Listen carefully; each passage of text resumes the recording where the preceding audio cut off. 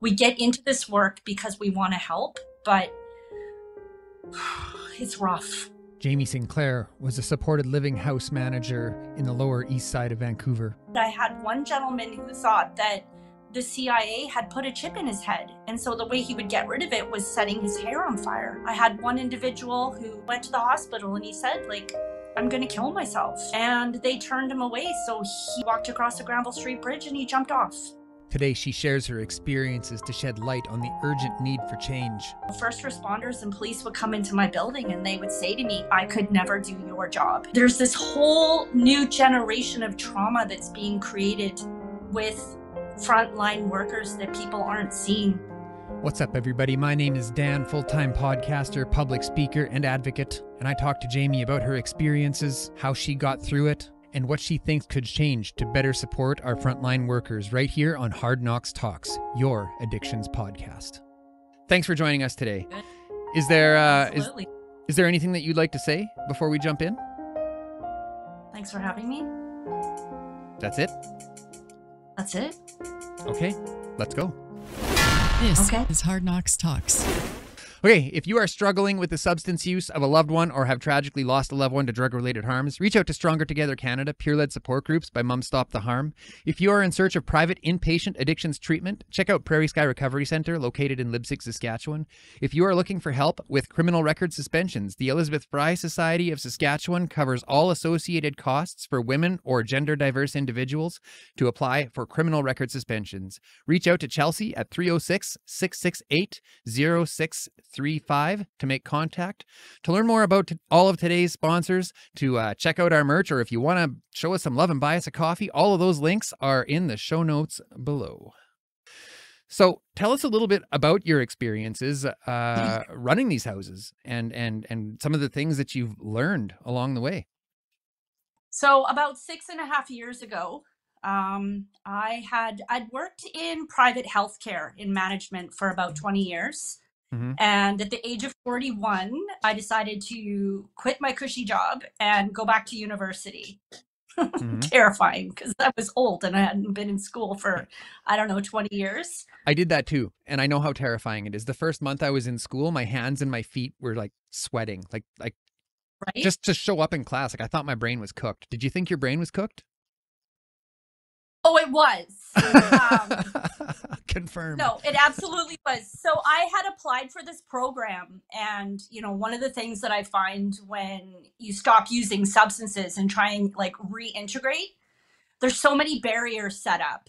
And a lot of the programs that I applied for said I had to prove that I had 2+ years of quote unquote clean time. I hate that word, or sobriety. Mm-hmm. And I was like, well, this is kind of bullshit, because if we go with the disease model, if I had cancer and now I'm in remission, would I require a doctor's note? Mm-hmm. Anyway, so I'd applied for this program and I was declined admission. You needed a master's degree, which I don't have, mm-hmm. And 5 years direct experience with either a private practice and or other things. They told me no. Once you get to know me, that word is oh, that's an opportunity to get them to not say no. Yeah. So I wrote a letter to the admissions department, the registrar's office, and let them know why I should be admitted. Hang on a second. What was this course for again? So it was to do a postgraduate in addiction and mental health. Okay. So you needed 5 years of experience in the field before you could go to school to learn the things that you wanted to do in the field. Correct. Because this was for people who already had a master's degree who wanted to further their education. None of the other programs, the low-level programs, none of them would let me in because I couldn't prove that I had 2 years of anything. I had fucking 2 months maybe. Anyways, long story short, they admitted me into the program. And I got my assignments and I was like, holy shit, there's no way I should be in this. Mm-hmm. They were right. Card, I'm like, holy cow. Okay, I see, I get it now. Anyways, so I started doing this program and I started really on the ground level. So I was doing street outreach in the downtown east side. Mm-hmm. I was working in a program for moms who had babies who were born in addiction. I worked in shelters. My end game was to be in management, but I Mhm. don't believe that anyone should ever be in management until they've done all the jobs. Yeah. You have no business leading a team unless you've done the work. Now you have a history uh rife with substance use. That is safe to I say, agreed? Oh, And absolutely, we're yeah. going to talk, I mean, and we're going to go back into all of that. But what I'm curious to know is that with all of the experiences that you've had, and there's been some different abuses, different behaviors, different things that you've experienced, and I'm sure that you came face to face with those same behaviors when you're doing outreach. Right. How did you deal with that? Just like coming into a new life free from substances. Now you're on the street Right. and you're without them, but you're still surrounded by it.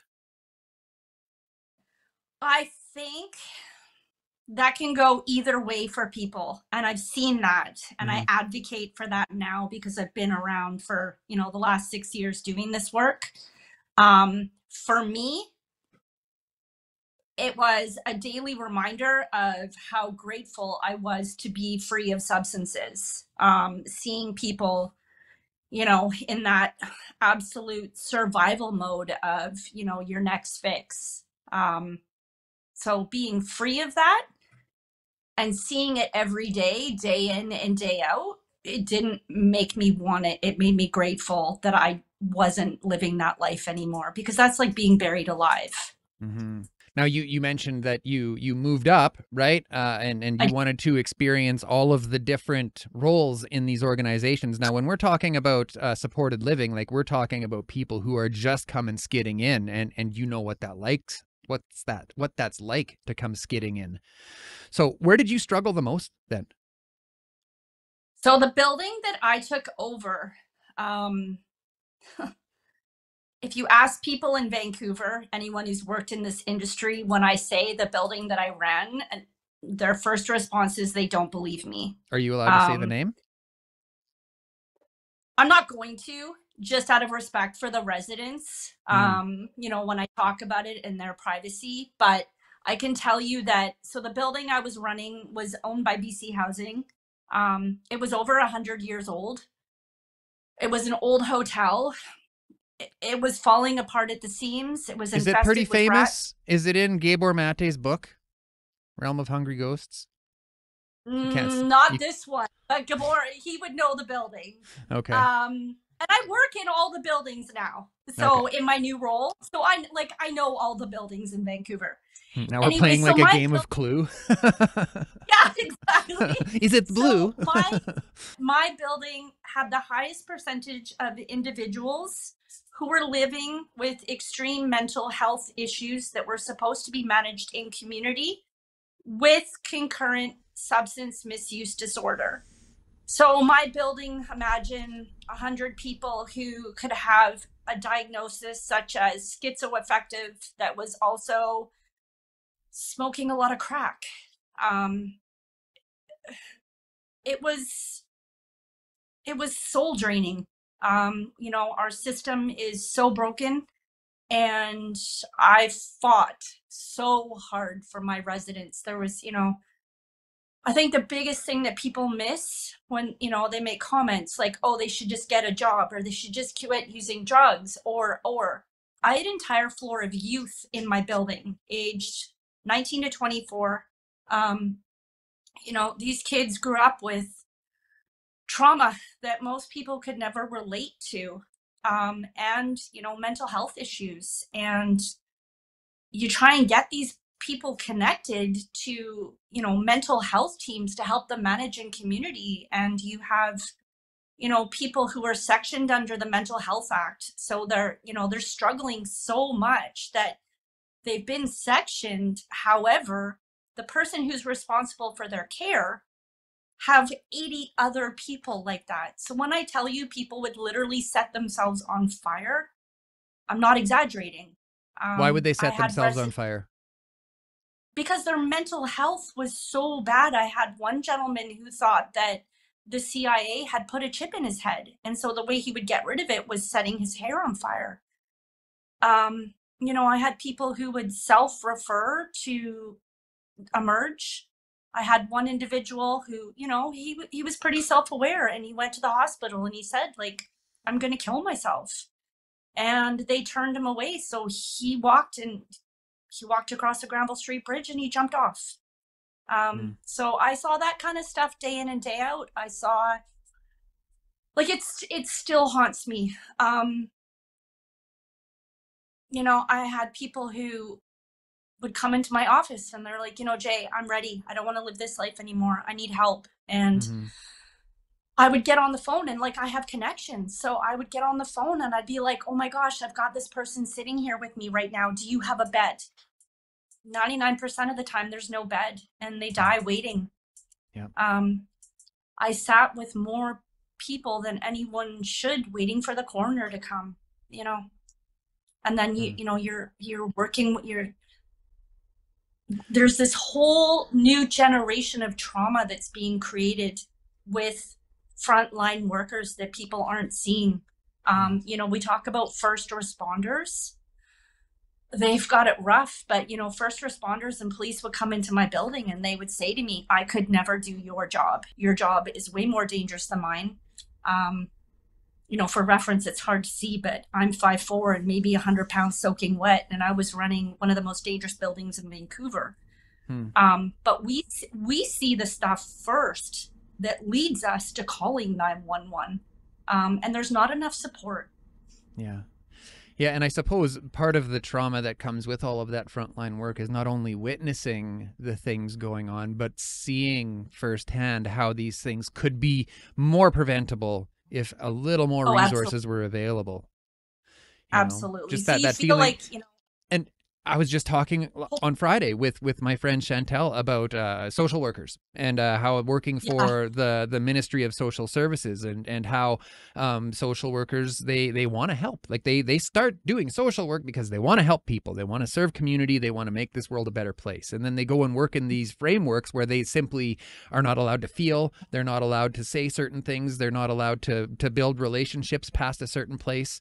And they break. And that's why there's so much recidivism, right? My best friend is a social worker, and she worked in a program with moms and kids who were under ministry supervision. And, she recounted to me a day where there was 3 little boys and they all had different dads, like no judgment. That was just the situation. And ministry had, put in removal. And my best friend had to help separate these 3 little boys. They were like 4, 5, and 6. And these kids are physically holding onto each other, hysterical, screaming. And she's having to physically rip them apart. That was her last day there. She was like, Jay, I can't, we get into this work because we want to help, but it's rough. Yeah. So let's take a bit of a break from that, and we'll come back to it. But let's take a bit of a break from that. Tell us a little bit about why you got into this. Tell us a bit about your story. I was in psychosis, and I was living in this place that no one should live in. It was basically it was like a cave, like underground. It was disgusting. I didn't have heat. My legs had stopped working, so I couldn't get to the bathroom. I remember the liquor store, good old delivery. They would deliver alcohol to me and I couldn't stand, but they would pass the payment terminal to me on the ground. And I would tap that way. My mom, my family, I didn't have any contact with them. I didn't have any contact with friends. I remember my mom used to send me every once in a while. There would be a taxi would deliver some food to my house. I know it was her. And it was my brother and my mom who they found me, and I was disgusting. But the cops had come quite a few times because I would call the police and I would tell them things like, I kept saying there was this woman and this German Shepherd in my house and they were trying to attack me. There was no German Shepherd. There was no dog. So they would pick me up and they would take me to emerge. They would hold me for a couple days and, send me home. So I went through that for probably about 6 months. So my brother and my mom found me. They dropped me off at the drunk tank. Mm-hmm. And I remember waking up in the middle of the night on the floor on a mat with a bunch of people who were, unhoused. Mm-hmm. And they walked me up to detox in the morning. And I wasn't even wearing a bra. Like I had this shirt on that was like, it was fucking awful. And detox tried to send me home.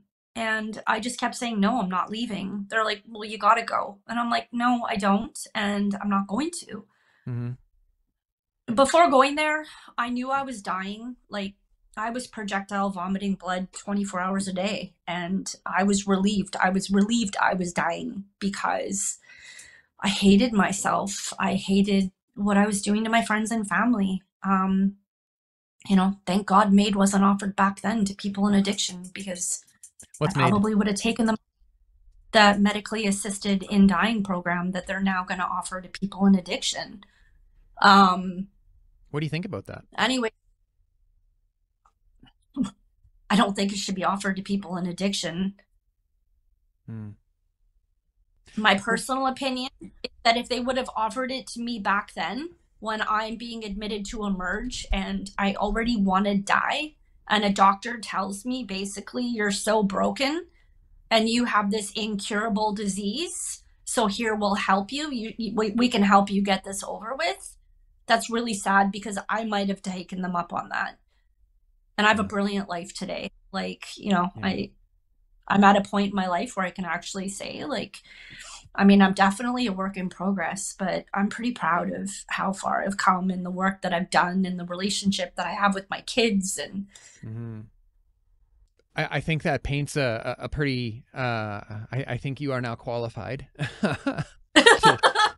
to talk about your experiences in moving into service provision now. So let's talk about, again, what you're doing now. And like we already talked a little bit about what it was like coming into that. How do you use your lived experience are you still frontline, or you're not doing that anymore now? yes and no. Okay. So I work with an organization that specializes in overdose technologies. So I work educating, housing providers, all of the levels of government. So our company's partnered with mental health and substance use, provincial health authority. I work educating them on our technologies, but then my favorite part of my job is I get to go into all of these supportive housing buildings, and I get to hang out with the residents, and I get to spend time with them and give them tools.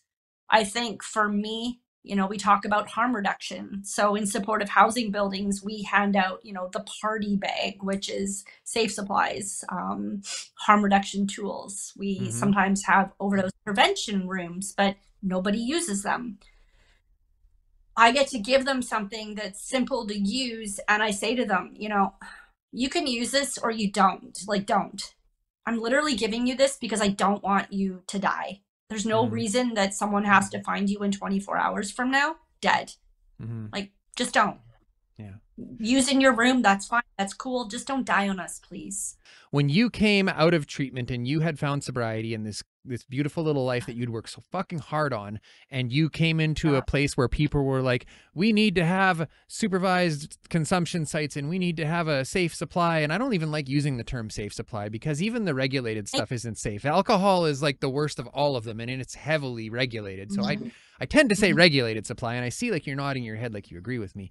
But what were your thoughts? Like when you came into what would call sobriety, abstinence, whatever, and you saw all this, what were your thoughts? First thoughts, honest to God.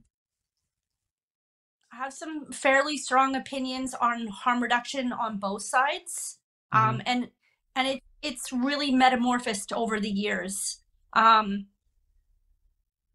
one, I think anything that helps people live a healthier life, where they're not going from, in that survival mode of their next fix, I support 10,000%. If you're on an opioid antagonist or you're on the whatever program, great. Yeah. If that's really what you're doing. However, I don't believe that the quote unquote, like you're saying, safe supply, when it's being administered in environments that aren't safe and aren't supportive, that it's not having the outcome that it was designed and intended to have. Mm-hmm. If you have a pharmacist who's going into a supportive housing building where 99% of the population are in active addiction, and your dealer lives in the building, and a lot of the pharmacists are dealers, like they're as corrupt as most, not all of them, caveat there, but I've seen a lot. Mm-hmm. They're as bad as the dealers. So to scream and shout that people have a right to have, say their methadone, yes, absolutely, but to say that it's working in these environments is baloney, because the pharmacist will come in and that's essentially maybe your first free hit in the morning. It's not curbing their use. It's not changing their habits, but they're living in environments that breed despair. I would be high as F all day if I lived in one of those buildings. Like, absolutely. You know, and I agree with you. I don't think there's any such thing as safe supply. To say that heroin is safe or that methamphetamines are safe, none of them are safe. Are they safer than what's on the streets? Absolutely. Well, if it was regulated, you would at least know that you're in fact getting meth, and this is how strong it is. And like, just like you look on a bottle of whiskey, it's 40%. And I know that it doesn't have rat poison in it, so there is value there. But I worry, and maybe we're getting a bit off topic here, but I worry about a regulated supply becoming commercialized like alcohol is, and then suddenly, and I've said this 1,000 times on the show, but then suddenly we have grape flavored meth. And it's you know what I mean, and you're buying it at 7-Eleven, and you can choose from every color of the rainbow and things like that, and I would really struggle with that, raising my kid to go out into a world where these substances are just freely available to whoever decides one night, oh, maybe I'll try this for some reason. We don't want to reduce barriers or reduce the perception of harm. So, but tell me, like, with your experience, I'm spitting all over the place now. That's excited. With your experience working in these supported living environments, did you see any benefit at all to, you mentioned a pharmacist coming in. Tell us more about that. So when I took over the supportive housing building, I didn't know how naive I was. Like, I thought I knew quite a bit, and then I realized how much I actually didn't know. What a shit show. So it turned out that my front desk full-time staff member, she was a dealer in the building. So maybe from a harm reduction perspective, that's a good thing, because when she was dealing to them, then she knew to watch to see if they'd overdosed. Like, the cognitive dissonance that I went through running this place was mind-blowing. So when the pharmacist would come in, I kind of found this out by accident. One of the pharmacists kept asking me where one of my staff members was. And I'm like, they're off right now. They were off for good reason. But they wanted to speak to that person specifically. And I'm like, this doesn't make any sense. And then another staff member came in and asked where this staff member was. And then I found out it was because the pharmacists were giving them kickbacks. So any residents that they could sign up on a daily witness, not even ones that needed it, were getting the kickback. So they were getting the cash that the pharmacists get for witnessing a daily carry. Oh, hang on now. Now let's break this down. I know the language you're using, but what are we talking about here? We're talking about daily methadone. So the pharmacist would come and deliver methadone and do the daily witness in the building? Yeah, but oftentimes they didn't even do the witness. They would just leave it at the front desk, and then staff would sell it. Whoa. Or take it. Huh. Yeah, whoa. Yeah. So how did you deal with that when you took over? Here we go. Here, put you on full screen. There. Go all the way. I do. Oh.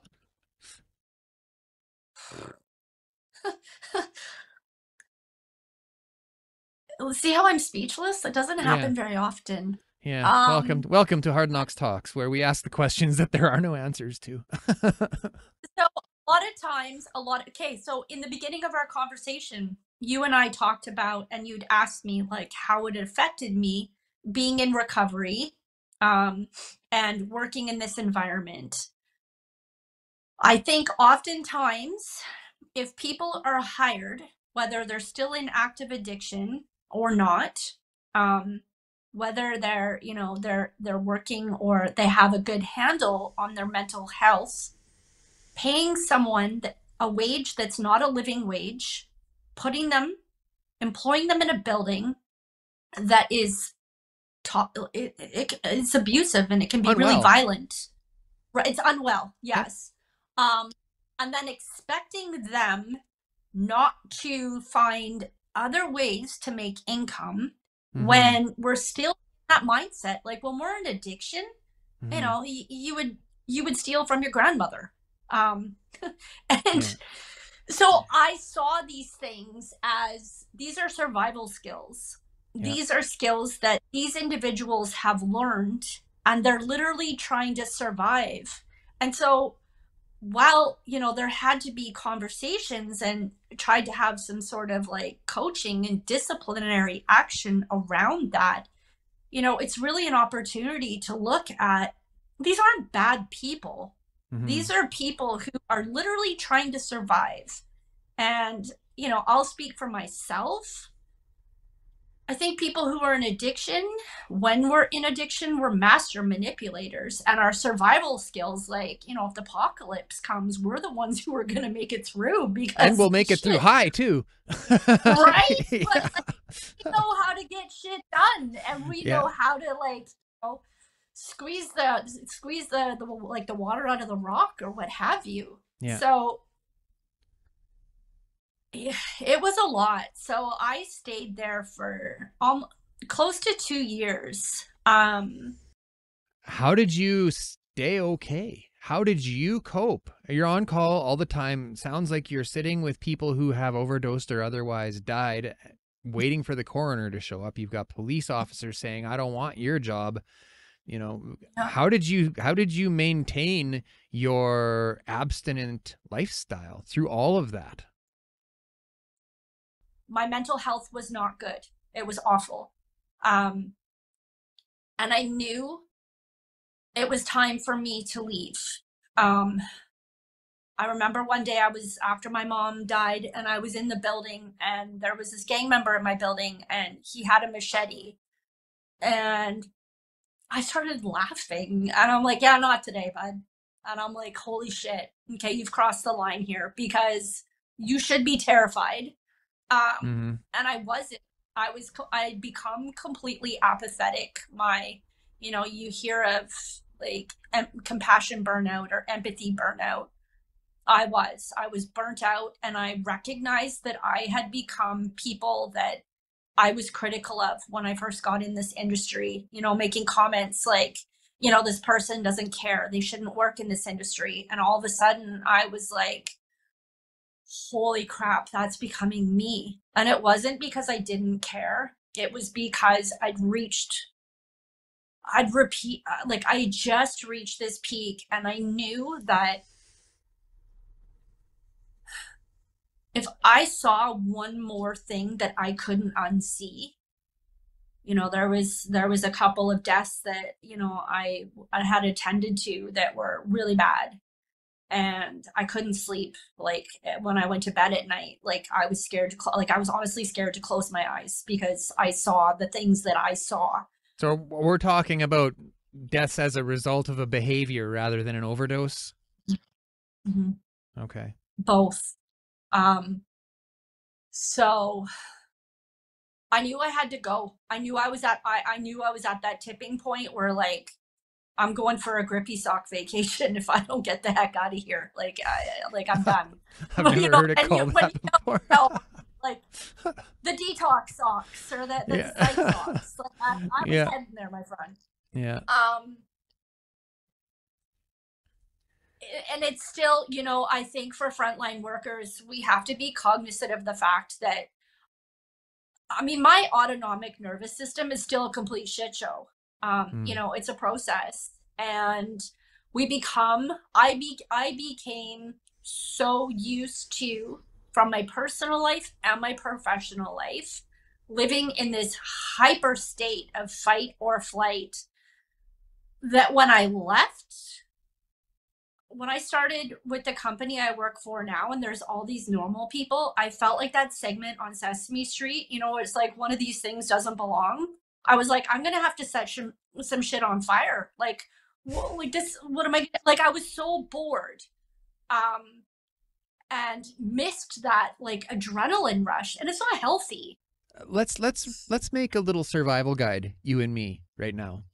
Okay, so Yeah, you're doing this work now. It sounds like you advocate for service providers whenever you can. You have yes, conversations that shed light on how hard it is to be a service provider, and in fact, I think it was earlier in the show you said there's a whole new generation of trauma coming up on the front lines at yeah, the for service providers. How do we yeah. get through? How do we get through? You say someone's watching right now and they're in it. They just watched one of their clients pass. They had to sit and watch while the coroner came. They had to do all these things. What can we do? How do we get through? So I think, you know, one of the things that we run into in this industry is much like, you know, how men were brought up, you know, toughen up, shake it off. Mm-hmm. In this industry, you know, it's a very isolating industry to work in, because if you're not surrounded by these people, meaning having the same job as you in your personal life, you know, when you try and talk about your experiences, they'll say things to you like, we'll just quit. Or, you know, if it's that hard, then don't do it. Or I could never do your job. Do you ever So, scare people away? oh God, yeah. Like, no wonder I was single. Like, you come home from work and, you know, they ask you how your day was. Oh, well, you know, this person died and this person got stabbed. Like, A nobody knows how to machete and respond. Yeah, yeah, yeah. There yeah. was like, I actually had a collection of machetes in my drawer. Um, so I'm not even kidding you. I'll send you a picture. I don't know why that's funny to me, but here, It's a little bit funny. yeah. So I would say if your loved one is working on the front lines, the best way to support them is just say, I'm here for you, and let them speak about the experience. You don't have to know the right thing to say. Just be there, because we need to decompress. We need to sort of, everybody responds and reacts differently. So how someone decompresses is Mm-hmm. different for every person. You don't have to have the right thing to say. Just create a safe space where we can talk about it. Lots of great resources out there, like the mobile response team. They're big here in BC. This team For is service phenomenal. providers? Yes. Okay. So they will come out and do a debrief with staff. They're available 24/7. These people that do these jobs, like, I always ask them, like, who's supporting you? Because they get called out when the staff have dealt with the most traumatic events. They're rock stars. Mm-hmm. A lot of organizations here in BC, you know, there's a gentleman, Steve Farina, who works for the fire department, and he has started this whole campaign around firefighters and, you know, the suicide rate, and, you know, men and women expected to be tough. If we come home and we say it's been a hard day, don't tell us to quit, because we're likely already wanting to quit. Mm-hmm. But there's something in us that tells us we're not done yet. Support us, tell us you believe in us, tell us, you know, you're here for us. Just maybe give us a hug, you know? Mm-hmm. I don't think at this point, honestly, I don't think it's I don't think it's an industry that anyone can really work in long term and come out okay, especially through this opioid crisis. Like, and it's not getting better, it's getting worse. You know, especially, I mean, everywhere, but Vancouver, the numbers are going up and up and up. They're not going down. Mm-hmm. Our system is broken, and I think everyone's just exhausted. You know, people are becoming apathetic to what's happening because it's just like nothing is working. And so we need to rally around these people. Mm-hmm. And from the service provider's position, so if you were sitting, like I mentioned before, Yeah. you're sitting with someone who's just had a horrific experience, and you have sat through that position, like what would you tell them? Like what would you say that they should do? To my staff, say? Yes. Someone's freaking out. Okay. You have a staff member. They are twisting out because they just saw something very challenging. They don't know what to do. Yeah. What do you tell them? Do this, this, and this. What do you tell them? I always told my staff that just because this is your job, it doesn't undermine how effed up this is and how this is something no one in day-to-day life would expect to encounter. And even when you hear stories that you're going to encounter these things, it doesn't, you can emotionally prepare yourself for some of the things that you're going to see. So I would never tell someone to shake it off. I would never tell them to toughen up, because you're re-traumatizing them. Then you're making them feel like they're crazy because this empathetic soul who came in to help isn't tough enough to take the fact that they just saw someone who's been in their room for 24 hours and it's 40 degrees outside and the body's bloated. Like, that's not something your body can and your brain can process, especially right away. I would suggest that they take time. For some people, that means, you know, taking a couple days off, reaching out. I would always reach out to the mobile response team and let them know, this is what my staff has been through. Can you please be available for them to debrief? Because they're trained to deal with trauma.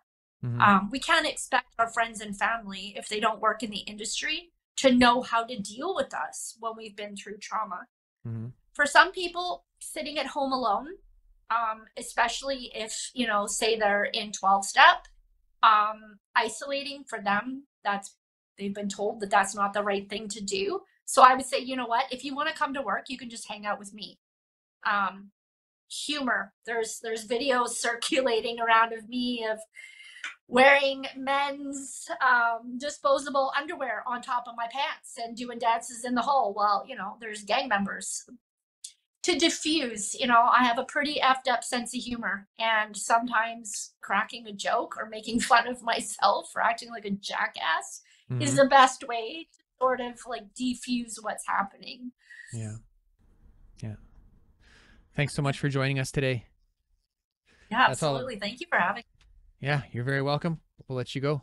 Take care, my friend. If you got anything out of this episode today, give us a like on YouTube. If you're not yet subscribed to us on YouTube, please hit that subscribe button, hit that bell. We go live every Friday morning, every Sunday evening. You can also hit us up on Apple Podcast if you don't want to listen, or if you don't want to sit and watch us for an hour. That's all I got for you this week. Take care, my friends. Say, this is Hard Knocks Talks.